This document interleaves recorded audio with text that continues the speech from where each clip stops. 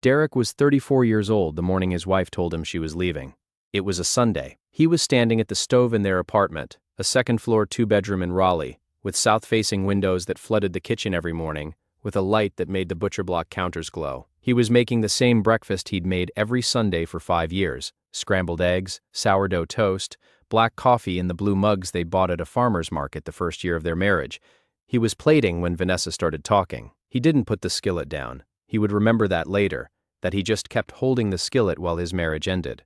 "I'm suffocating, Derek. Every day with you is the same day. I wake up and I already know everything that's going to happen. The eggs, the coffee, the spreadsheets, the silence. I can't do another year of this.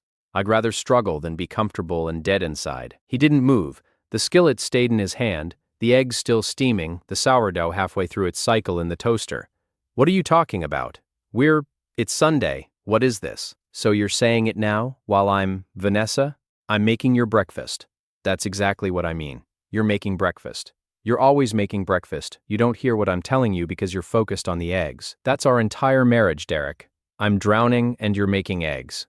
He set the skillet down. Quietly, the way he did everything, placed it on the back burner with a kind of care that didn't match what was happening in the room. "I hear you. I just don't understand you. I thought we were okay." "Okay is the problem. Okay is all we've ever been. I don't want okay. I want to feel something." "You don't feel anything?" She looked at him then. Not with cruelty, not with the kind of anger you can argue against. She looked at him with the exhaustion that lives past cruelty, past argument, in the territory where someone has simply stopped trying to explain themselves. "I feel safe, and I know that's supposed to be enough. But it's not." He didn't say anything. There was nothing in his vocabulary for this, no spreadsheet, no analysis, no careful measured response that could reorganize what was happening into something that made sense. He stood in that sunlit kitchen holding a spatula and watched the person he had organized his entire life around pick up her keys, her bag, and a certainty he couldn't compete with. She left the blue mug on the counter. The apartment didn't change. That was the part nobody warns you about. The furniture stays. The layout stays. The light still hits the countertops at the same angle every morning. But the person who gave those things context is gone, and now every object in the room is a question you can't answer. Derek kept making Sunday breakfast. Not intentionally. The first Sunday after she left, he woke up at 7, walked to the kitchen, cracked 2 eggs into a bowl before he realized he was plating for 2. He stared at the second plate for a long time. Then he scraped the eggs into the trash, put the skillet in the sink, and went back to bed. He didn't eat until Monday. The second Sunday, he made 1 plate, sat at the table, ate in silence. The chair across from him had a dent in the cushion where she used to sit with one leg folded under her.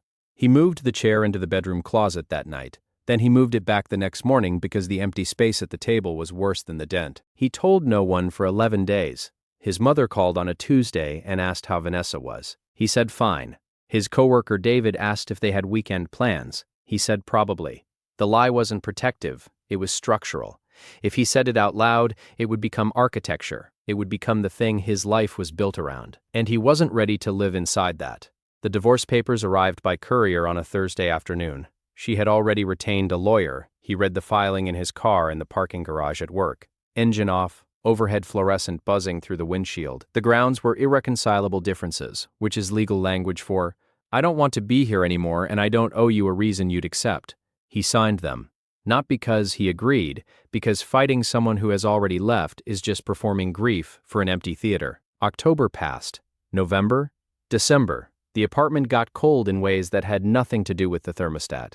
He stopped buying sourdough. He switched to instant coffee because the French press she'd picked out made enough for 2, and pouring half of it down the drain every morning felt like a metaphor he didn't want to keep living inside. He didn't have the language for it then. He wouldn't for years, but something had happened in that kitchen that went deeper than the end of a marriage. She had taken the thing he was most, his steadiness, his consistency, his quiet, deliberate presence, and named it as the reason she couldn't stay. She hadn't just left him. She'd left him because of who he was. And there is no wound that cuts deeper than being rejected for your actual nature, not for something you did, for something you are. Here's what nobody makes a movie about: the part of a man's life between the wound and the version of himself that people later call successful, because this part isn't cinematic, it's repetitive. It's small. It's a man sitting at a desk at 11 o'clock at night, not because he's inspired, but because being asleep means being alone with his thoughts, and he's not ready for that yet.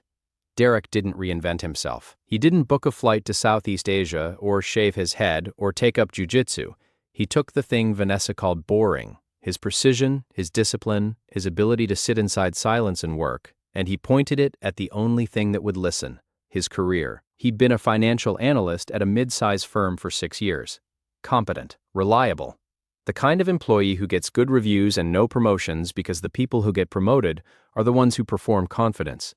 And Derek's confidence was the quiet kind, the kind that shows up in the work, not in the room. 3 months after the divorce was finalized, he started taking on independent clients. Nights, weekends, the hours that used to belong to a marriage that no longer existed. He built spreadsheets the way other men build walls. Carefully, precisely, and with the understanding that what looks boring from the outside is what keeps everything standing from the inside. The money followed the discipline the way it usually does when nobody's watching. Within 18 months, his independent book outperformed his salary. Within 2 years, he left the firm. Within 3, he had an office with his name on the door and a client list that included the kind of people who don't look at restaurant prices, because Derek had built portfolios that meant they didn't have to. He bought a house, not a statement house, a considered house. 3 bedrooms, a kitchen with a gas range, a backyard with a Japanese maple he planted himself because he wanted to watch something grow slowly. He cooked Sunday breakfast every week: scrambled eggs, sourdough, black coffee. The routine hadn't changed. The audience had. He was cooking for himself now, and for the first time, that was enough. His friend David asked him about it once over beers on a Thursday evening. "You ever think about getting back out there?" "I'm not out there. I'm right here. I mean dating, relationships, a person." Derek paused, the kind of pause that isn't hesitation but selection.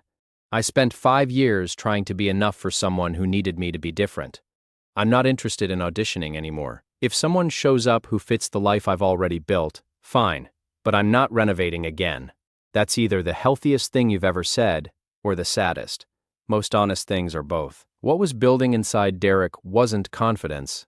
Confidence is what you project outward. This was something architectural.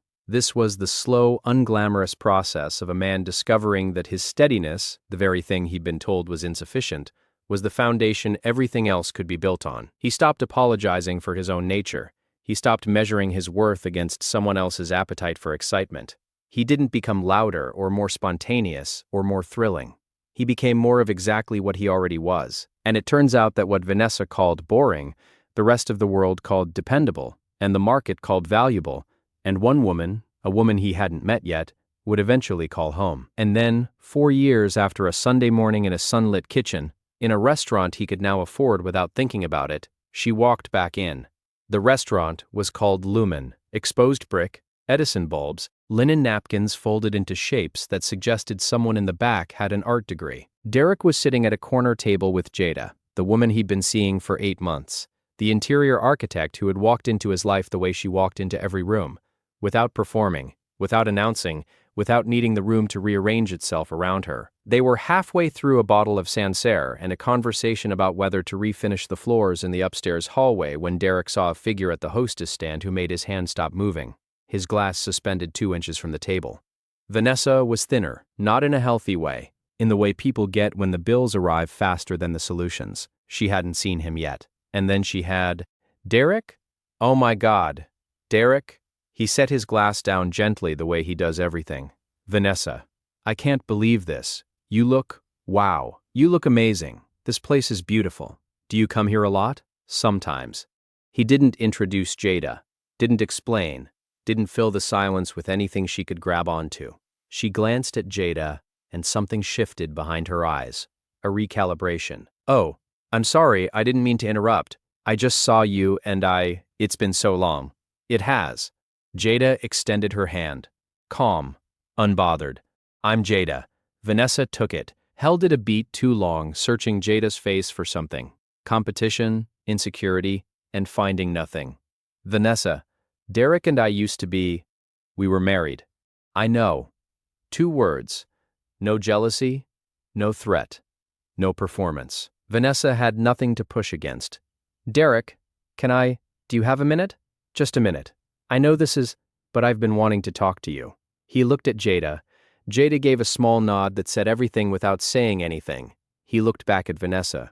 1 minute, she sat in the empty chair, uninvited, a gesture that told anyone watching everything about her current relationship with boundaries. You've done so well. I always knew you would. No, you didn't. She adjusted, tried honesty, or the closest thing she had left. Okay, fair. I didn't see it. But Derek, I was young, I didn't know what I had. You didn't leave a boring man, Vanessa. You left a load-bearing wall. And now the ceiling's on the floor. He said it the way he said everything, like it was arithmetic, like the numbers were already settled, and he was just reading the total. Her voice dropped. The warmth was gone now, replaced by something rawer. Things have been hard, really hard. After Terrell, after things didn't work out, I've been on my own, and the apartment I'm behind on rent, Derek. I'm behind on everything. You invested in chaos and got the returns. I'm not asking for us to. I know that's not. I just thought maybe, since you knew me when, you don't get to torch a house in July and show up in December asking why nobody left the heat on. She was crying now. Not the kind that asks for sympathy. The kind that happens when someone has been holding something too long and their hands give out. I made a mistake. People make mistakes, Derek. I was 33 and I was scared that my life was going to be the same forever, and I panicked. Can you honestly tell me you've never been afraid of that? He paused. A real pause. Not for effect, not for leverage, but because he heard her, and the honest answer was more complicated than his composure wanted to admit. I can't. I've been afraid, but I didn't burn my life down because I was afraid. I sat with it. I made breakfast. I did the next thing. You didn't want to sit with it. You wanted to run from it. And you ran to Terrell and to whoever came after Terrell, and now you've run out of directions and you're calling it coming home. So you're just going to sit there and be cold? After everything? You chose to starve on candy. Jada's hand rested on his forearm, not possessively, gently, the way someone touches a person they trust without needing to prove it. She spoke quietly, not to Vanessa, to him. You don't owe this conversation more time than it deserves. Vanessa's eyes moved between them, and whatever she saw in that small gesture, the ease, the quiet, the absence of anything performed, took something out of her that she wasn't going to get back. I'm not asking you to take me back. I'm asking you to help me. Can you help me? Like you used to? I don't co-sign loans on people who already defaulted. What do you want me to say, Derek? Nothing. That's the part you can't accept. There was a silence after that. Nothing. That's the part you can't accept. That lasted longer than any silence in their marriage ever had, because the silences in their marriage had always been what Vanessa was running from. The Sunday morning quiet, the drive home without the radio on, the evenings where they read in the same room without speaking, she had interpreted those silences as emptiness, as evidence that something was missing. And now, sitting in a restaurant she couldn't afford, across from a man she'd walked away from, she was inside a silence that wasn't empty at all.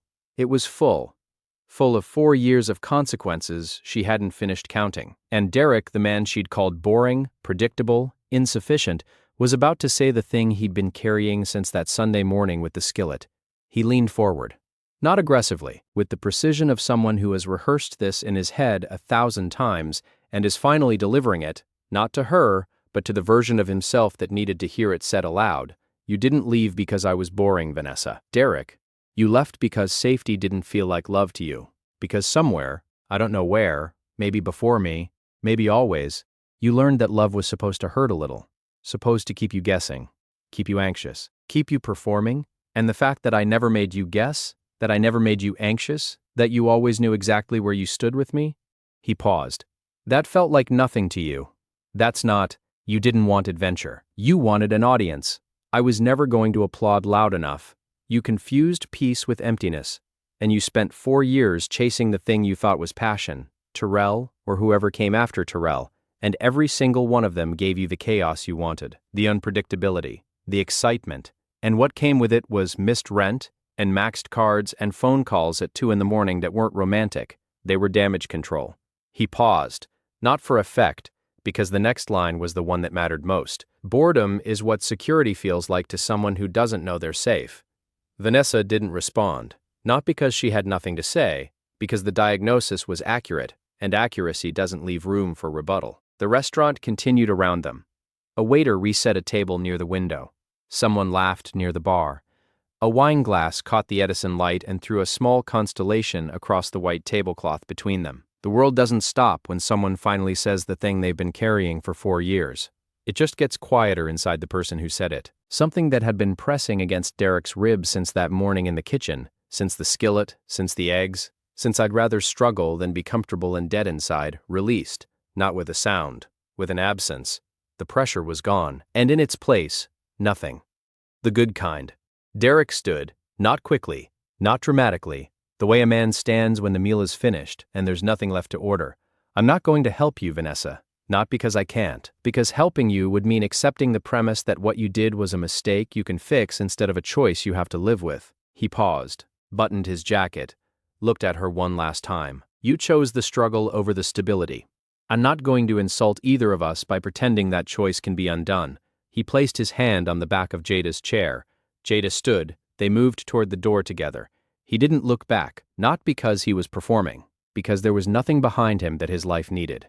What Derek did that evening, what will be read as ruthlessness by people who have never been told they were too boring to love, was not revenge.